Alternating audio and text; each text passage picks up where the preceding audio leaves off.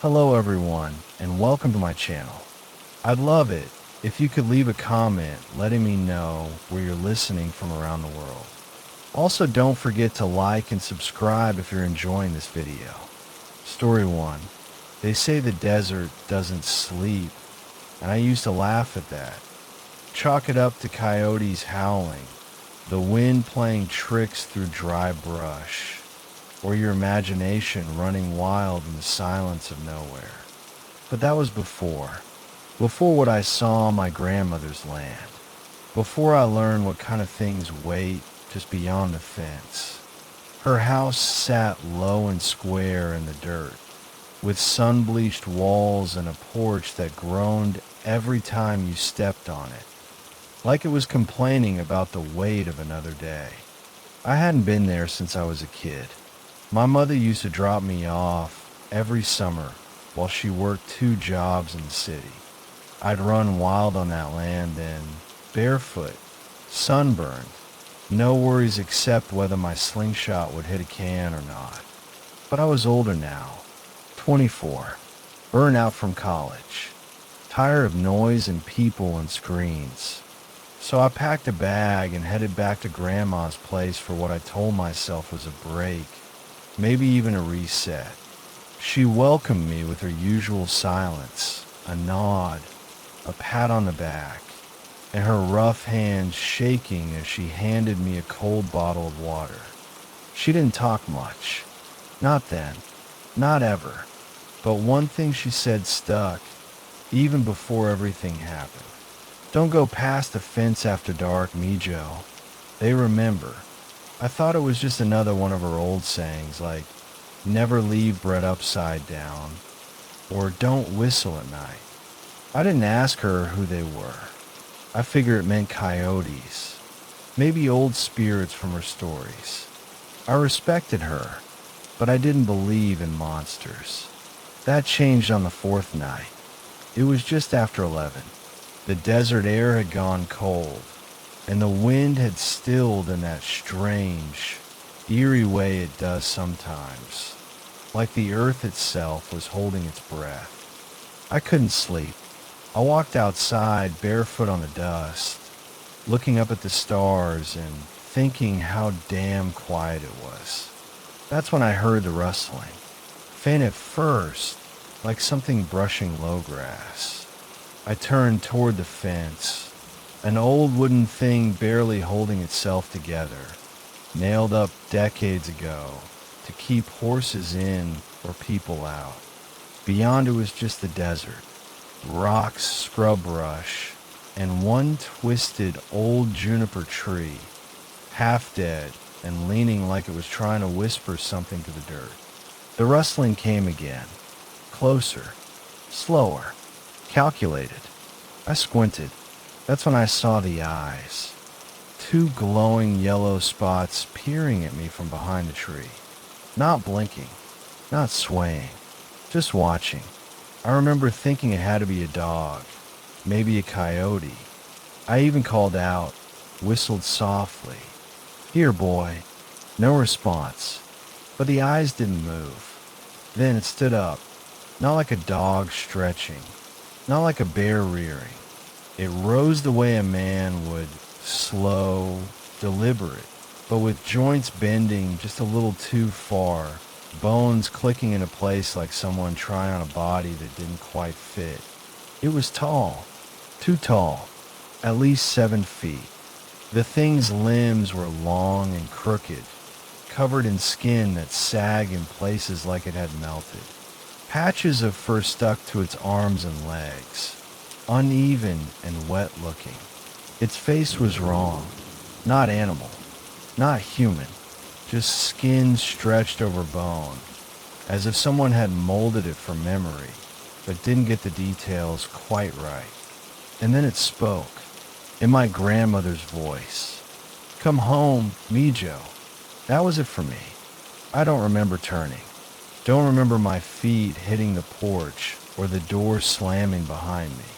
All I remember is the sound of something thudding against the porch railing as I stumbled into the house, heart hammering in my chest like it wanted to escape me. Grandma was awake, sitting in her chair by the wood stove, like she'd been waiting. She didn't ask what happened, didn't even look surprised. Instead, she stood up slowly, walked over to the cabinet, and pulled out a small pouch made of rough, cracked leather. Inside was gray ash, cold and faintly smelling of burnt sage, and something older, something almost metallic. She handed it to me. "Sleep with it under your pillow," she said. I tried to speak, to ask what I'd seen, what it was, why it had her voice, but she stopped me with a look. "You've been seen," she said. "Now you have to hide." I didn't sleep that night. Not really. I laid there, heart racing, staring at the walls, every creak of the old house making my skin crawl. Around 2 a.m., I heard the porch creak, then a soft tapping on the window. 3 knocks. Silence. Then again. 3 knocks. And breathing. Low. Raspy. Too close. I didn't look. I couldn't. The next morning, there were prints in the dirt outside the window. Hoof prints. But split. Wrong. Not deer. Not goat. Bigger. Like something trying to copy the shape of something natural and failing. Grandma just nodded when she saw them. "You crossed the fence. They know you now." I stayed inside for 2 days. Every shadow made me flinch. I slept with that pouch under my pillow, clutching it like a lifeline. On the 3rd day, I begged her to tell me what it was. She said only one word. Skinwalker. I thought she was joking, until she told me about her brother. How he'd gone past the fence once when they were young. Came back a week later with a look in his eyes like something else was staring out. He died 6 months later. Bones snapped in his sleep. No explanation. They don't like being seen, she said. And they don't forget faces. I wanted to leave, to run. But she said that was worse. If I left without doing what needed to be done, it would follow me. Find me. Wear my skin like a suit. So she took me out at dawn. We walked to the edge of the fence. She drew symbols in the dirt. Burned cedar and tobacco. Sang something low and broken in a language I didn't understand. When it was done, she looked me in the eyes and said, "They'll still watch, but they won't come close. Not if you don't invite them." I left 2 days later. That was a year ago. But sometimes, late at night, when I'm walking to my car or lying in bed with the curtains open, I feel it. That weight. That watching. And once, just once, I swear I heard my grandma's voice whisper from the darkness outside my window.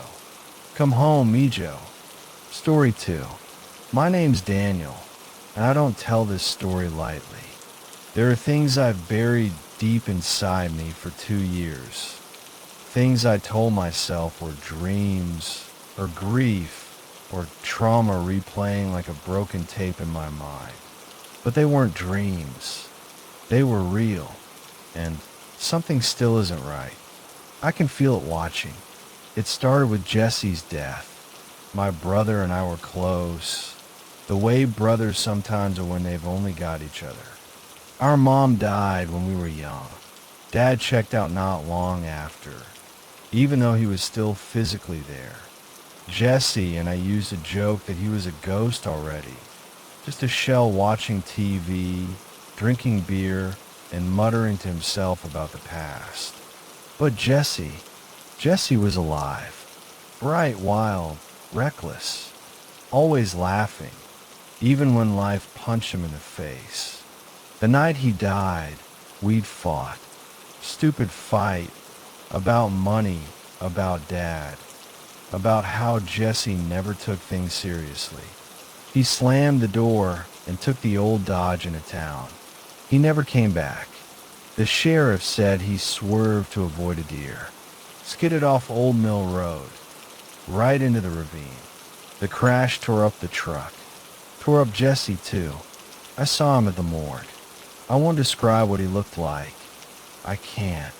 I threw up on the floor, cried in front of strangers. But it was him. Jesse was dead. We buried him 3 days later in the family plot behind church.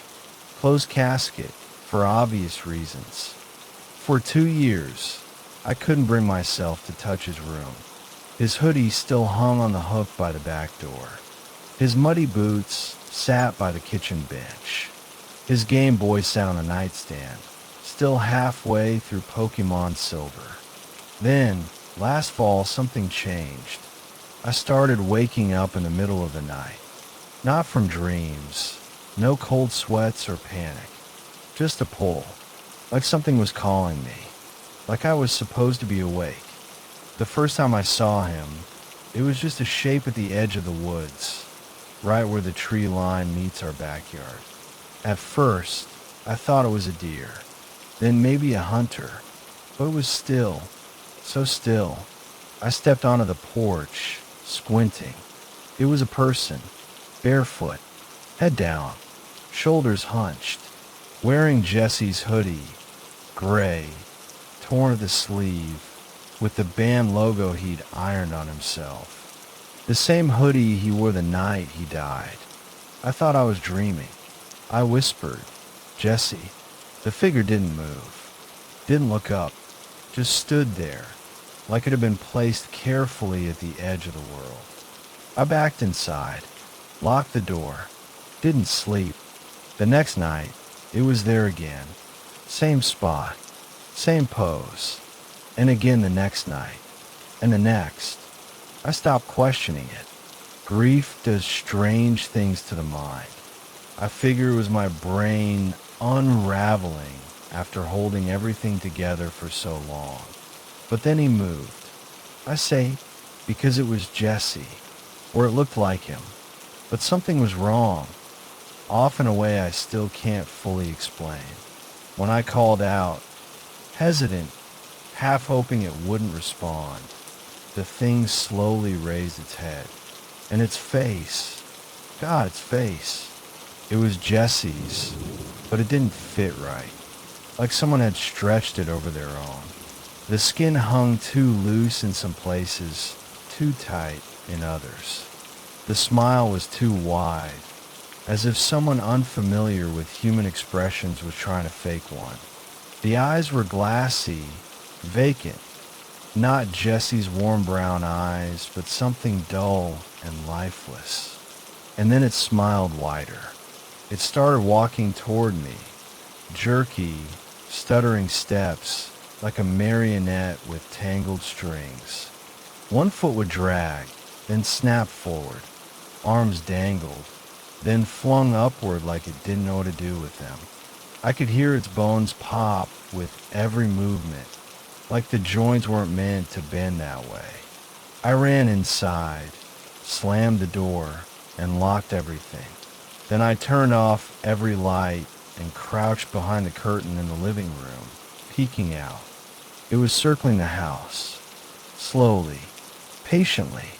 It didn't bang or shout. It just walked the perimeter, dragging its hand along the siding, its fingernails scraping against the windows. A sound I'll never forget, like broken glass dragged across a chalkboard. I didn't sleep. I didn't blink.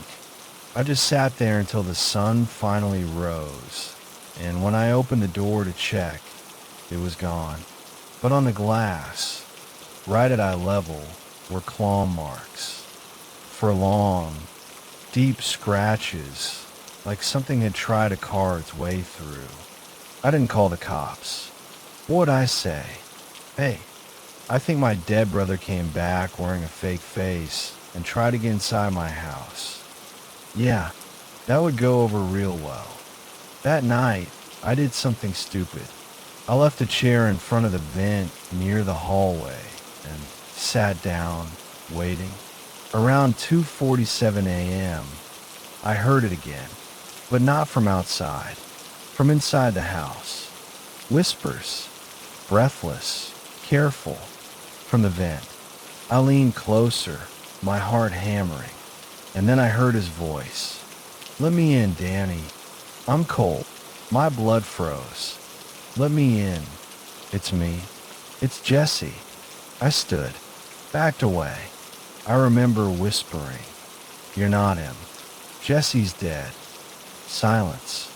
Then, from the vent, "I know." I screamed, not out loud, but inside. A scream that rattled my teeth and cracked something in my chest. I grabbed duct tape and sealed the vents. Every single one. Then I nailed shut every window. I didn't care how crazy it looked. For a while, it stopped coming, but something still lingers. I moved out a few months ago, left the house abandoned. Let the bank take it. Sometimes I drive past at night. Sometimes I see the faint outline of someone in a gray hoodie, standing at the edge of the woods, still watching, still waiting. And sometimes I still hear him when the house creaks at night, when the pipes whisper, when I close my eyes and try to sleep. "Let me in, Danny. I'm cold, and I know it's still wearing my brother's skin." Story 3. I wasn't supposed to be there. That much is clear to me now. I was passing through Arizona, heading to a job I didn't want and a life that barely felt like mine anymore. The GPS said the highway was backed up for miles. Construction, a jackknifed semi, maybe both, so I took a detour. Reservation Road, it said. A shortcut. No big deal. The asphalt was cracked and sun-bleached, eaten away by time and heat. My car, a 10-year-old Chevy with more rust than paint, groaned as it bumped along the uneven road. The sun was melting into the horizon, the sky all blood and fire. I was maybe 20 minutes from getting back on the main road when my front right tire gave out with a sound like a gunshot.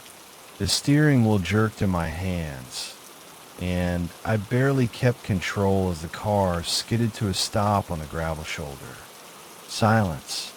No cell signal. No towns for miles. Just me, the road, and the desert stretching out like a dead ocean in every direction. I got out, cursing under my breath. The tire was shredded. Great. I popped the trunk, dug out the spare and the jack, and knelt down to get to work. I was sweating bullets, the kind that feel like they're boiling out of your bones. The sun dipped lower, shadows stretching long and thin across the road. Then I heard it. Crunch. Gravel. Behind me. I stood up fast. Wrench clutched in my hand like a weapon. Turned around. Nothing. Just wind and scrub brush. The kind of silence that presses in on your ears, makes them ring. I waited. Nothing moved. I got back down, loosened the lug nuts. Crunch, crunch, crunch. Deliberate steps. Getting closer. I sprang up again. Still no one. But something didn't feel right. The air smelled wrong. Too sweet, like rotting fruit and burnt plastic. The hair on my arms stood up like it had been yanked. I glanced at the rearview mirror on the driver's side. That's when I saw it. Something was crawling along the gravel behind the car, low to the ground. Fast.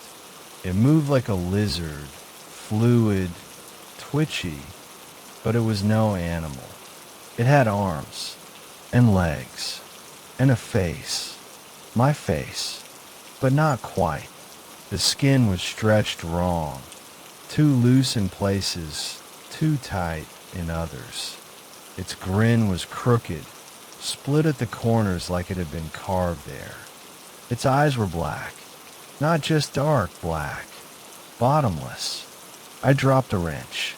That sound, it echoed too long, like the desert was holding on to it. Then it spoke, in my voice. Help me. The words came from the left, then again from the right. Help me. Behind me. Help me. It was everywhere. My own voice, but warped, broken, like someone had chewed it up and spit it out. I stumbled back, heart punching against my ribs. I threw myself into the car, slammed the door, locked it. Then it climbed onto the hood. No sound, just a shadow passing over. I looked up. There it was. Its face, my face, pressed against the windshield. Skin sagging like wet leather. Jaw unhinged too wide, like it was laughing or screaming or both. Its fingers, long, too long, scraped against the glass. No sound, no wind, no breath, just those fingers dragging across the windshield. I don't remember turning the key, don't remember shifting into drive. But suddenly the car roared to life, and I was speeding down that cracked desert road, headlights cutting through the rising dust, tires screaming. I didn't care if I ruined the rim. I had to go. I had to get off that road. I didn't look back, not even once. Eventually, the road rejoined the highway. I pulled off at a gas station maybe 30 minutes later. Sat there, breathing like I just outrun a wildfire. An old man was sweeping the lot. Long hair, lined face. He looked like he'd seen every kind of pain the world could offer and kept on standing. He walked over, tapped on my window. I rolled it down just an inch. "You all right?" he asked. I shook my head. I saw, I don't know, something out there. He didn't ask what, didn't laugh, just nodded. "Reservation Road?" he asked. I nodded. He let out a long breath. "Not surprised. Shouldn't have stopped," he said. "Not after dark. They wait for that. They remember who doesn't belong." I didn't sleep that night. I kept seeing that face, hearing my voice call out in the silence. I sold the car a week later. But sometimes, when it's late and the world is quiet, I hear something behind me, something crawling, and I swear to God, it still sounds like me. Story 4. It started simple, a trip to escape. Me and my cousin Tyler, out in the woods, away from the world, away from everything. The cabin belonged to our late uncle, an old hunter who passed away years ago, leaving behind stories and warning signs nailed to trees that we'd always laughed off as kids. But something about this place wasn't funny anymore. We got there mid-October, autumn in Utah. The trees were turning red like dried blood, the air crisp and silent. The silence hit different out there. Deep silence, like the forest was holding its breath. There were no other people for miles. No cell service. No roads. Just an old generator for power and a fireplace for heat. Exactly what we wanted. Isolation. The first night was fine. Cold, but peaceful. We cooked beans on the stove, drank warm whiskey, and told dumb stories about skinwalkers, ghosts, and whatever else we thought we were too grown to believe in. By midnight, we were passed out in our sleeping bags near the fire. The second night was different. It began with a knock. Not the kind of knock you hear in town. This wasn't fast. It wasn't uncertain. It was slow, heavy, and deliberate. Thud, thud, thud. I blinked awake in the dark. The fire had dimmed to an orange glow, shadows flickering across the log walls. I thought I imagined it. Then it came again. Thud, thud, thud. I sat up. Tyler was already awake. His eyes were wide, and he wasn't saying a word. I whispered, "You heard that, right?" He nodded slow. We both turned toward the front door, just a few feet away. The knocking came again. Each knock landed like a sledgehammer hitting the wood, and then came the voice. "Open up, son. I'm hurt." It was my dad's voice. That's what made my blood run cold. My dad was nowhere near Utah. He was 300 miles away in Reno. He didn't even know where this cabin was. I stood up slowly, shaking. Tyler grabbed my arm hard and hissed, "Don't open it." The voice came again. "Please, son. I'm bleeding. Let me in." I moved toward the door, not to open it, just to look out through the peephole. But Tyler pulled me back. "It's not your dad." And deep down, I knew he was right. Then we heard something else. Footsteps, but not from the front porch. These came from the other side of the cabin. And another voice spoke. Same words, same tone, same voice. "Open up, son. I'm hurt." Only this time, the voice was coming from behind us. We turned toward the back window. Nothing, just black forest and moonlight. But we knew what that meant. There was more than one. I grabbed the fireplace poker, suddenly aware of how thin the cabin walls were. Tyler was already tossing logs into the fireplace, his hands shaking. He pulled a small bag of dried sage out of his backpack. Our aunt had given it to him years ago. She was Navajo, told us stories we never believed, said to keep it close always. Tyler tossed the sage into the fire. The smoke rose, white and sweet and thick. The knocking didn't stop, but now it came from the back door. Thud, thud, thud. Then the window. Then the walls. All sides. Voices calling, mimicking. At one point, I heard my own voice whisper through the cracks. "It's cold out here. Let me in." That's when I realized what these things really were. They weren't people. They weren't animals either. They were something in between, wearing the voices of people we knew, like a costume that didn't quite fit, mocking us, trying to lure us. The fire was the only thing keeping them out. I could feel that. We didn't sleep that night, just sat there in the flickering light, shaking, whispering prayers neither of us remembered learning. The knocking didn't stop until just before dawn. That final hour felt like it stretched forever. But then, as if someone flipped a switch, silence. Real silence. We waited a few minutes, then opened the front door, half expecting something to be waiting. Nothing. But then Tyler looked up. His mouth dropped open. He pointed toward the roof. There were tracks up there. Hoof prints, burned into the frost. But not like any hooves I'd seen before. These were too long, with claw marks extending from the back. I wanted to believe it was a dream, but it wasn't. The hoof prints stayed for hours after sunrise before melting away with the sun. We packed up and left that afternoon. Haven't been back since. And sometimes in the dead quiet of night, when the wind scratches the windows just right, I hear that voice again. "Open up, son. I'm hurt." But it never opened the door. Never again.